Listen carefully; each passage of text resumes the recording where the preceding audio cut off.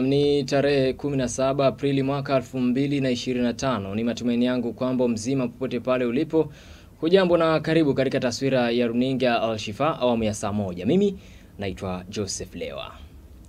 Jamaa wawili wanauguza majeraha ya risasi baada ya kuhusika katika makabiliano makali kati ya makundi mawili yanayozozania umiliki wa ardhi huko Ndonya Mtwapa katika kaunti ya Kilifi. Inadaiwa wawili hao walipigwa risasi na maafisa wa polisi kabla ya kukimbizwa hospitalini katika hospitali ya kaunti ya Kilifi.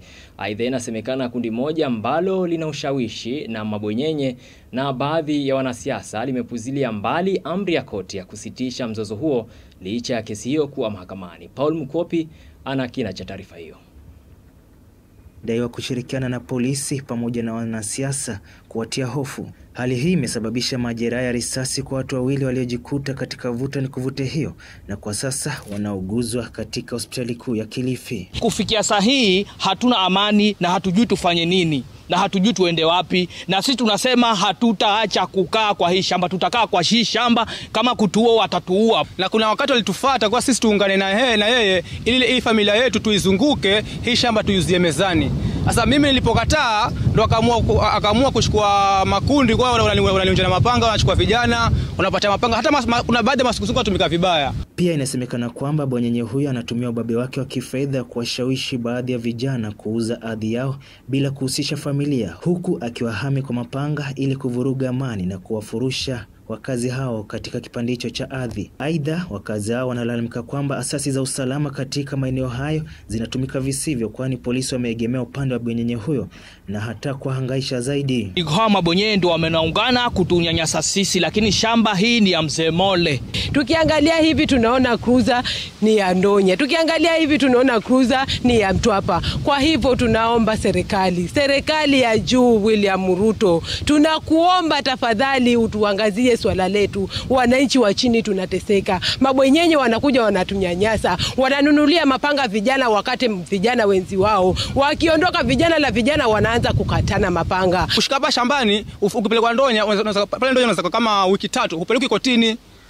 Wanakuweka pale, wanafuta kwamba tupatie pesa tutoke. Hata kuna kijana wetu ametoka hivi leo, amekaa siku 5 nzima hapo Ndonya hapo. Nikiripotia taswira ya Al-Shifa jioni, mimi ni Paul Mukopi. Dr. Paul Mukopi. Serikali ya kaunti ya Kilifi inapanga kuanzisha kituo cha saratani kwa ushirikiano na wakfu wa Aga Khan, wakfu wa Bill and Melinda Gates na shirika la maendeleo la Ufaransa ili kuwashughulikia wagonjwa wa saratani nchini Kenya na Tanzania. Kaunti hiyo tayari imesaini mkataba wa maelewano na taasisi hizo, huku huduma za kituo hicho zikilenga zaidi ya watu milioni 7 katika maeneo hayo.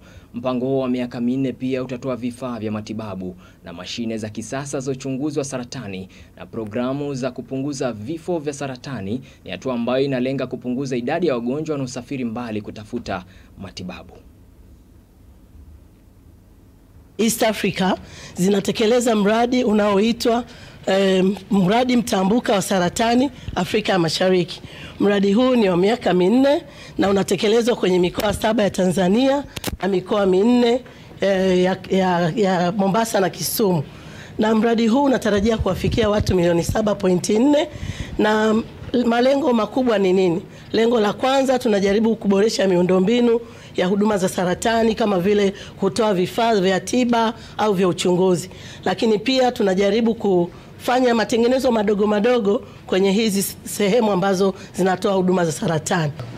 Hii sasa baada ya kusaini mkataba kama mlivyoambiwa wiki zijazo, tulikuwa tumesema hiki tutafanyika kabla mwezi wa 5. Kwa hivyo hatukudanganya wakati tuliambia wananchi kwamba kabla mwezi wa 5 utasaini mkataba wa masuala ya kansa katika kaunti yetu.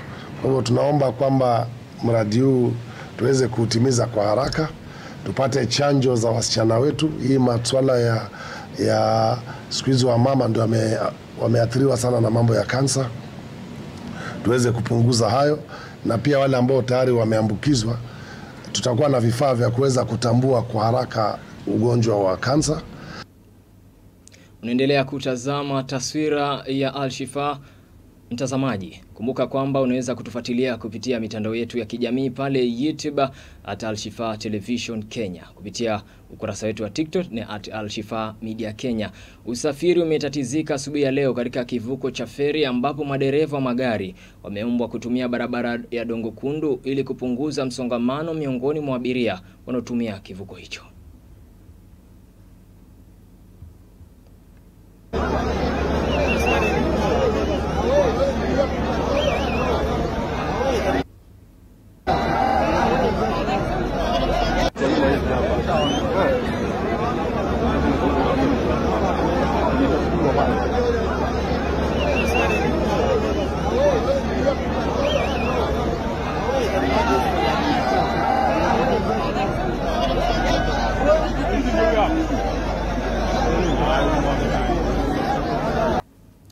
Na mtazamaji, tukiendelea na taarifa nyingine ni kwamba kutokana na ajali ambazo zimekuwa zikishuhudiwa hapa nchini, maelfu ya wasafiri wametatizika kufuatia msako wa magari yanayokiuka sheria za barabarani ulioendeshwa na maafisa wa mamlaka ya kudhibiti usalama barabarani NTSA katika daraja la Kilifi.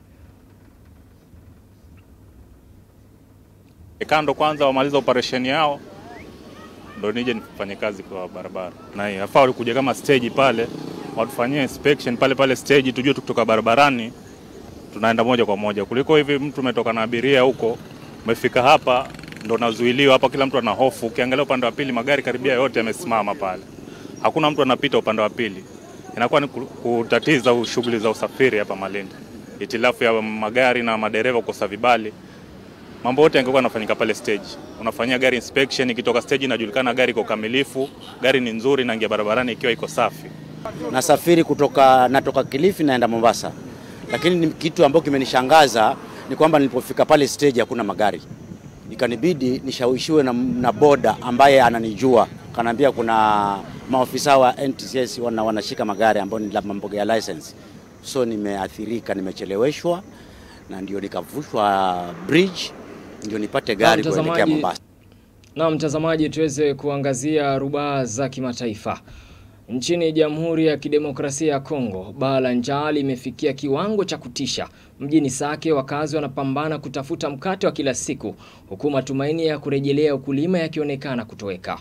Mji wa Sake ambao zamani ulikuwa mji bila wakazi, leo unashuhudia wakazi wake wakirudi, lakini kurudi huko kuna ladha ya uchungu. Mashamba ambayo yalikuwa chanzo cha mapato ya kawaida sasa hayafai kutokana na uwepo wa mabomu na vifaa vya mlipuko ambavyo havijalipuka. Hali hii inatisha kabisa uwezo wa kupata chakula. Immaculate Bahuma, mama wa watoto 10, amesema hawana tena shughuli zozote.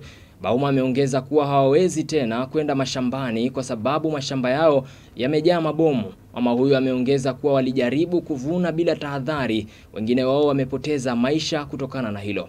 Katika shamba lake Murambi, Bahuma anakumbuka siku nzuri zilizopita sasa zikiambatanishwa na hofu. Kwa umbali wa mita chache kutoka kwenye sehemu za kulima, kamba nyekundu zinaonyeshwa maeneo hatari ambapo mabomu yanaendelea kuleta madhara katika taifa hilo.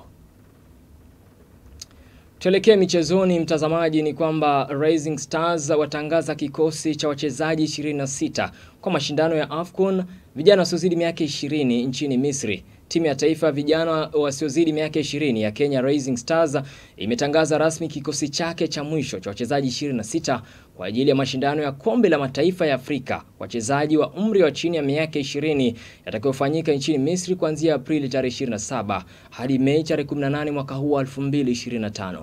Rising Stars walifuzu kushiriki mashindano hayo kupitia mashindano ya kufuzu ya Sekafa na sasa wako tayari kupambana na timu bora zaidi za vijana barani Afrika. Kenya imepangwa katika kundi ba lenye ushindani mkali pamoja na Morocco, Tunisia pamoja na Nigeria. Timu hizo zitaanza kampeni yake katika mchezo ambao Kenya inatarajiwa kucheza na Morocco, kisha watacheza na Tunisia na kumaliza hatua ya makundi kwa pambano dhidi ya timu ya taifa ya Nigeria. Kama sehemu ya maandalizi ya mwisho, timu hiyo inatarajiwa kusafiri hadi Morocco Ijumaa hii kwa kambi ya mazoezi ya siku 10 itakayosaidia kuzoea mazingira na kuboresha mbinu zao kabla ya kuanza mashindano. Kocha mkuu Salim Babu amesema ana imani kubwa na kikosi chake licha ya kupangwa kwenye kundi gumu, lakini anaamini vijana wake wataonyesha uwezo mkubwa. Na mtazamaji, tuelekee kule Ulaya ambapo Manchester United itamkaribisha Lyon ya Ufaransa katika mechi ya mkondo wa pili katika michuano ya Europa kuanzia saa 4 usiku. Ikumbuke raundi ya kwanza mechi hiyo ilikamilika ambapo ilichezwa kule Ufaransa ikiwa ni sare ya 2-2. Kwenye mechi zingine Lazio itacheza na Bodo Glimt ya Norway, alafu Frankfurt ya Ujerumani imwalike Spurs ya Uingereza. Atletico Bilbao itacheza na Rangers ya Uskochi. Katika michuano ya Conference League Chelsea itamwalika Legia Warsaw ya Uskochi ya katika taifa la Poland saa 4 usiku. Na mtazamaji, tumalize na uhamisho wa wachezaji ambapo klabu ya Al Nassr ya kule nchini Saudi Arabia inamtaka kiungo wa Chelsea na timu ya taifa ya Ecuador Moises Caicedo mwenye miaka 23 ambaye anatarajiwa kugharimu zaidi ya euro milioni 100 ili kumsajili. Juventus imemfanya kiungo wa Italia mwenye miaka 24 anayechezea Newcastle United Sandro Tonali kuwa miongoni mwa wachezaji inayowataka katika uhamisho wa majira ya joto.